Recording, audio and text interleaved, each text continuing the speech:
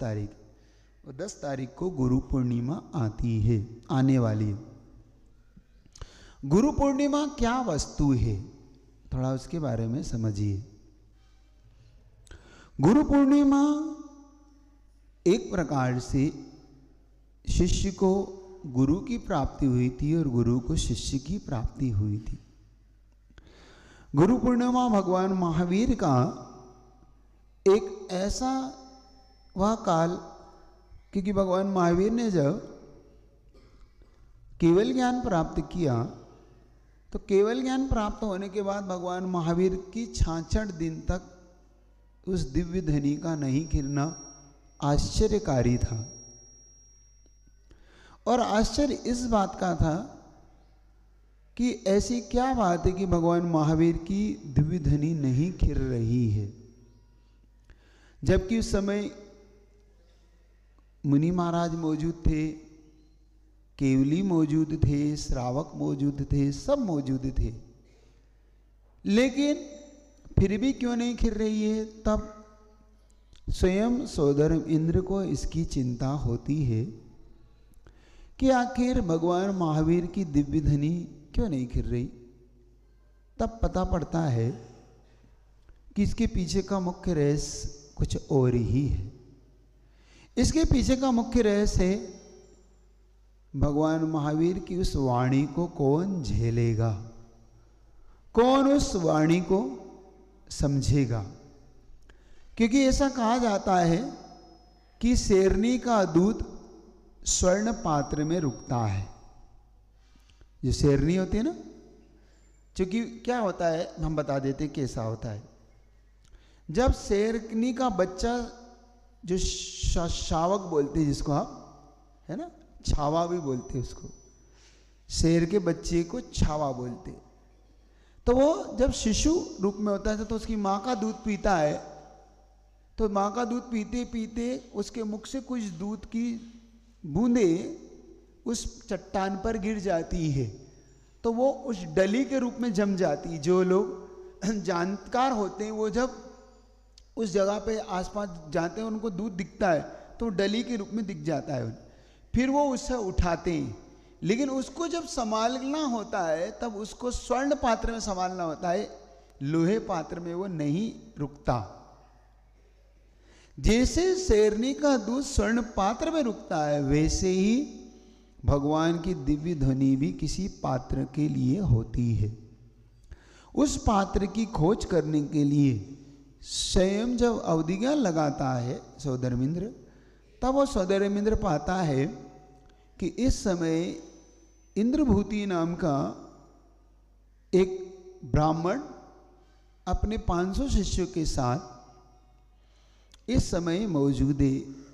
उसकी योग्यता, उसका उपादान, उसकी क्षमता भगवान के गणधर बनने की है, लेकिन वह विपरीत मार्ग पर प्रवृत्त है। तब सौधर्मेंद्र स्वयं ब्राह्मण का रूप रख के उन इंद्रभूति के पास जाता है। अग्निभूति, वायुभूति, इंद्रभूति, ये तीनों भाई थे। इंद्रभूति बड़े थे। तब इंद्रभूति ने से प्रश्न करते हैं, 7 तत्व क्या है, 6 द्रव्य क्या है, 9 पदार्थ क्या है, ये सब होते हैं या नहीं, और होते हैं तो ये क्या इनका अर्थ होता है। क्योंकि इंद्रभूति को अपने ज्ञान का बहुत ज़्यादा मान था, और उस मान के कारण इंद्रभूति जब इन प्रश्न को सुनता है तो उसे लगता है कि भाई ये उत्तर तो मुझे भी नहीं आता। तब इंद्रभूति स्वयं चल के जाता है कि मैं ये सीधा उत्तर आपके गुरु को दूंगा। तब वो वहाँ पर जाकर भगवान महावीर के समोसरण में बाहर बैठकर जैसे ही वो समोसरण का मान स्तंभ देखता है तो उसका मन गलित हो जाता है, और वहीं उसे सम्यक दर्शन की प्राप्ति हो जाती है।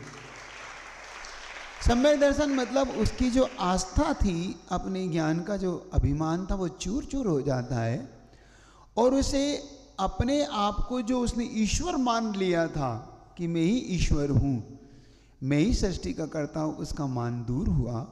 और भगवान महावीर के उस समोसरण को दूर से देखकर स्वयं नम्रीभूत होता है और स्वयं जब भगवान की सभा में पहुंचता है, 12 सभा में, तो भगवान को वो अपना स्वामी मानकर अपने समस्त परिग्रह को उतार कर मुनि व्रत को धारण करता है और उसी समय उसे 63 रिद्धियों की प्राप्ति होने से गौतम गणधर का पद प्राप्त होता है। इसी दिन हम सबको गुरु की प्राप्ति होती है और गौतम गणधर को परम गुरु की प्राप्ति होती है। उसी के बाद भगवान के दूसरे दिन वीर शासन जयंती आती है। वह वीर शासन जयंती ठीक गुरु पूर्णिमा के एक दिन पश्चात आती है, यानी श्रावण कृष्ण एकम को गुरु पूर्णिमा होती है। उसी गुरु पूर्णिमा से हमारा वीर शासन जयंती यानी वीर शासन प्रारंभ होता है। इसी वीर शासन से ही आपको दिव्य ध्वनि का लाभ होता है। तो गुरु का प्राप्त होना, फिर गुरु के प्राप्त होने पर दिव्य ध्वनि का प्राप्त होना, तो गुरु पूर्णिमा समझ में आया आप सबको। और ये गुरु पूर्णिमा सिर्फ जैनों में नहीं, जैन जैनेतर अजैन सब में इस गुरु पूर्णिमा का महत्व है।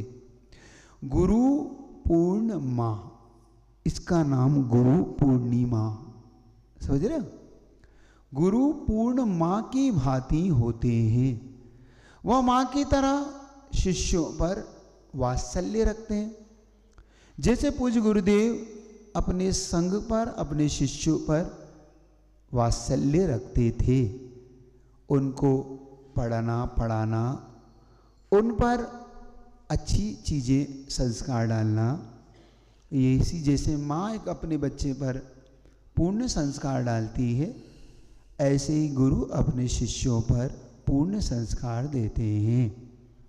इसीलिए उन्हें गुरु का महत्व बहुत है।